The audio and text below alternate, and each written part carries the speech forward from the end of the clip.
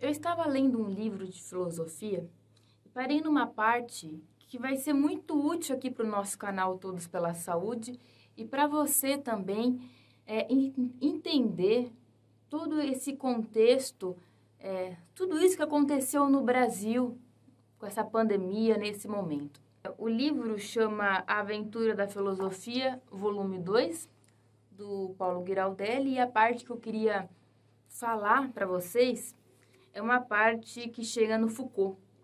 Foucault escreveu A História da Sexualidade e nesse livro ele vai falar que a modernidade é caracterizada por uma anátomo-política do corpo e por uma biopolítica da população. Muitas vezes o Paulo Giraldelli no canal dele fala sobre essa biopolítica da população e anátomo-política do corpo. Se não ficou claro para você até agora, eu acho que esse vídeo vai ajudar muito. A anátomo-política do corpo é aquilo que causa uma espécie de adestramento do corpo. Ou seja, eu trato o corpo como a máquina, para tirar o máximo de proveito dele. Agora, detalhe aqui, a biopolítica é quando eu trato o corpo como a espécie. Então, eu fico corpo-espécie, ser humano, né? Eu fico preocupado com o nível de saúde, com a duração média da vida. E qual que é a diferença disso da modernidade que ele coloca em relação a outros períodos e lugares que não têm essa característica moderna? Olha essa frase, que é o que me chamou a atenção para fazer esse vídeo. Esses dois procedimentos do poder caracterizam a modernidade como uma época em que o velho direito de causar a morte ou deixar viver sai da cena principal em favor do poder de causar a vida ou devolver a morte. Vamos pensar nos reis.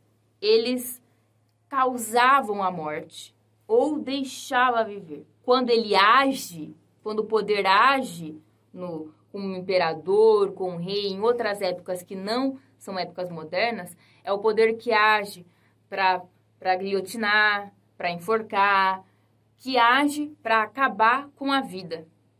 E se o poder não age, é para deixar viver.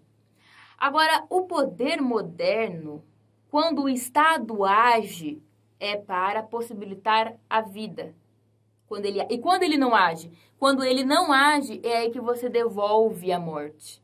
Você não fez a morte. Você age para a vida.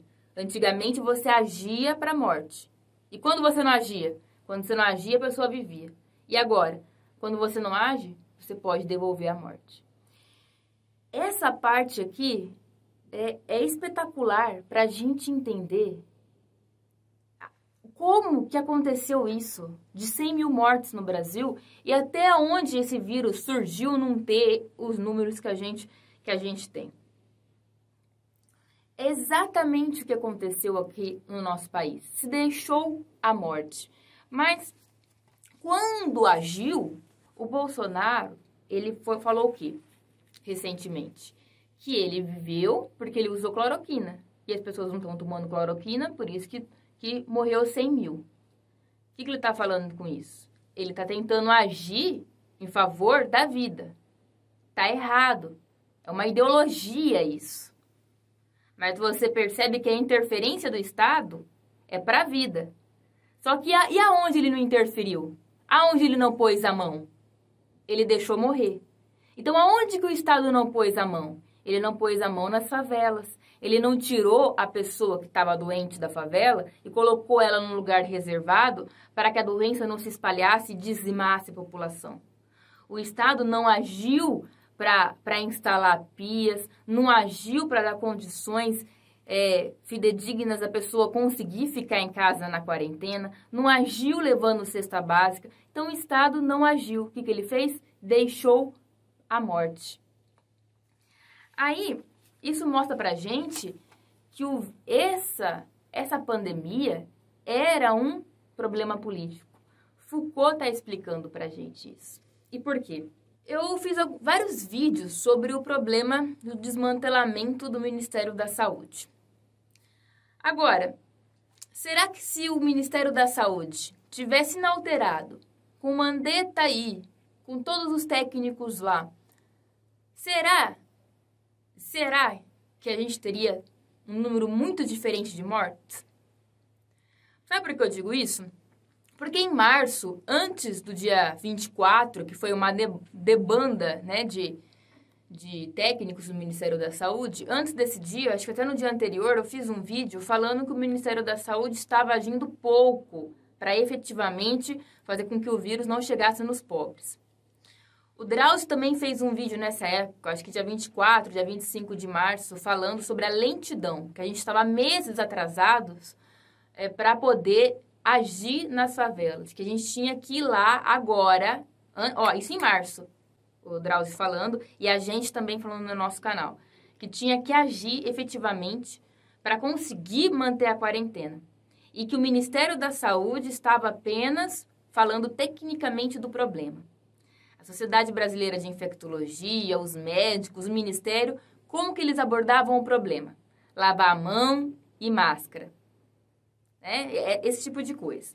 A gente já estava com um problema ali. Será que foi efetivamente o Ministério da Saúde desmantelando que a gente chegou a esse nível? Talvez com o Ministério lá a gente também poderia ter alcançado a marca de 100 mil mortos. Porque o problema ali era político. Porque se chegasse nos pobres, iria dizimar. Agora, de fato, o que aconteceu aqui? Com o Ministério da Saúde tendo se mantido com os médicos e com os técnicos, você não teria protocolo de cloroquina para começo de doença, para isso, para aquilo outro, coisa que o Pazuello fez. Então, quando o governo interferiu, ele interferiu em favor da vida, entre aspas. Então, o Ministério da Saúde não faria protocolo bizarro, que nem estão fazendo agora. Só que ele também não agiria efetivamente para fazer essas medidas, que, aliás, também não era só a incumbência do Ministério da Saúde. A gente precisava de todo o governo, os ministérios, os estados unidos para efetivamente conseguir conter essa pandemia. Se a gente deixasse só na mão do Ministério da Saúde, com seus protocolos médicos e patati patatá, a gente não iria conseguir conter a doença. Mas qual que é o grande problema do fim do Ministério da Saúde? Tá? Não é para achar que está tudo bem, não, que as coisas não mudariam.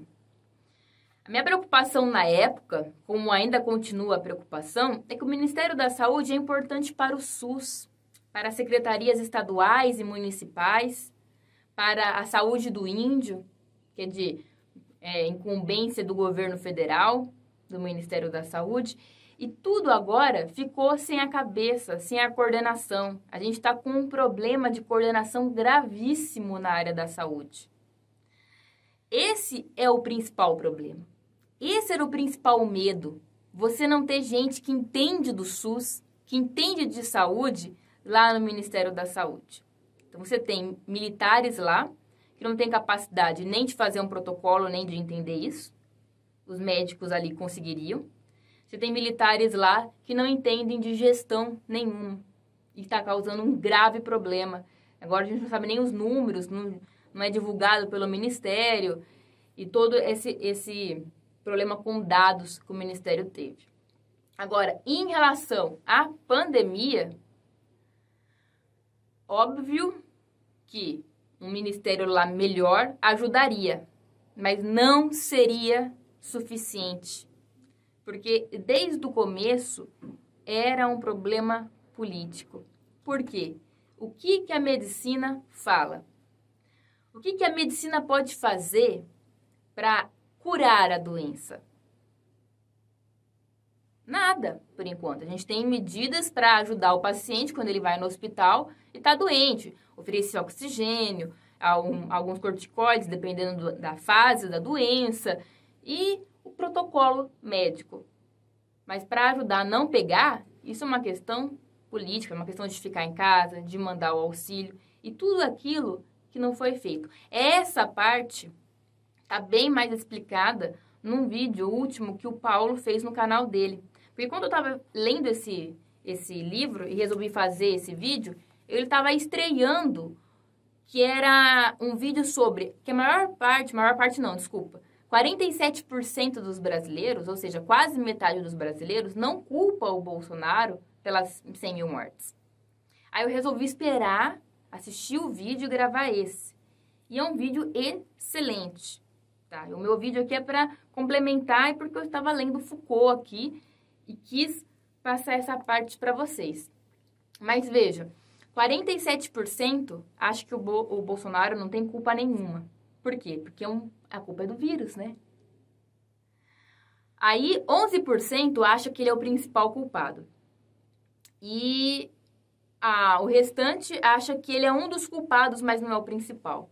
Talvez esse restante seja a maioria de vocês aqui, dos médicos, que ainda acham que o vírus é uma questão biológica e tá tudo bem, que você se resolve na clínica, então o Bolsonaro não tem culpa nenhuma. Mas ele tem, porque outros países que encararam isso daqui, que encararam o biopoder, não tiveram esse número de mortes. E a gente não precisa tão longe assim. Os próprios médicos sabem que o problema da obesidade não se trata em consultório. Se trata com medidas políticas também, de você ter uma regra do quanto que você pode colocar de açúcar em refrigerante, em achocolatados, em bolos e sal. Você tem uma série de políticas que você pode tomar para ajudar as pessoas. Agora, evidentemente que numa pandemia, as medidas políticas são fundamentais, muito mais que essa questão da obesidade, muito mais, não tem nem comparação. Para você entender bem certinho a questão da biopolítica, você vai lá no canal do Paulo Giraldelli. Porque nessa pandemia, se a gente não conversar sobre isso, vai ter só uma conversa de vacina, de esperar a vacina, como se a vacina fosse a nossa solução. Lembrando que quando sair a vacina, não significa que vai chegar até você. Vai chegar primeiro em quem comprou a patente. O Paulo falou isso há meses atrás, numa live que está aqui no canal, acho que sobre a Lancet, a gente discutindo, e eu não tinha parado para pensar naquilo. Ele falando que vai ter várias vacinas, que as melhores vão sair primeiro para os países ricos, né? E eu achando aquilo bizarro. Mas o pior é que vai ser bem por aí. Vai sair várias vacinas, vários tipos de vacina. Provavelmente a primeira não vai ser a melhor. E vai ter diferentes preços de vacina. Tem vacinas que estão sendo testadas aqui no Brasil, que a patente já foi comprada pelos Estados Unidos. Que todas as doses vai primeiro para lá. E se sobrar, a gente tem que pensar que um laboratório só não vai conseguir produzir para todo mundo do planeta, né? Então, os países também precisam ter seus laboratórios. Será que foi investido o suficiente nos nossos laboratórios para eles conseguirem produzir em grande escala a vacina quando ela estiver pronta? Será que é a vacina que vai ser a nossa solução? A gente vai continuar apelando, um problema político, ficar apelando para a área da saúde, que também não tem boas respostas para isso? Então, assista o vídeo lá para você ficar por dentro desse assunto. E leia. Ler é fundamental. Você pode ler o Pandemia e Pandemônio, ensaio sobre biopolítica no Brasil. Tá gratuito. Eu vou deixar o link aqui na descrição. É fundamental para você ter uma noção do que aconteceu no país nesse ano. Não deixem de curtir, comentar e compartilhar o vídeo. Tchau, tchau.